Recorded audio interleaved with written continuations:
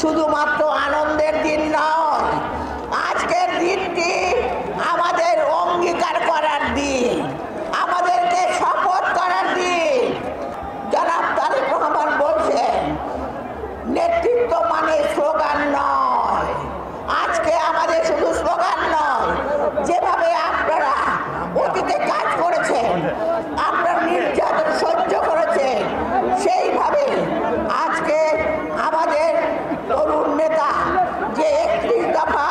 সমস্যা দিয়েছেন, সেই 31 দফার বিভিন্ন কর্মসূচিগুলোকে আজকে আপনাদের প্রতিটি ঘরে ঘরে শিক্ষা, স্বাস্থ্য, নারী অধিকার থেকে শুরু করে বৃক্ষরোপণ থেকে শুরু করে 31 দফার সংস্কারগুলো আপনারা প্রতিটি ঘরে ঘরে পৌঁছে দেবেন এবং আগামী দিনের বাংলাদেশকে এমন একটা বাংলাদেশে পরিণত করবেন, যার ফলে বাংলাদেশ আগামী নির্বাচনের মধ্য দিয়ে বিএনপি ক্ষমতায় আসে এবং এই দেশ একটি সমৃদ্ধশালী দেশ হিসাবে গড়ে উঠতে পারে।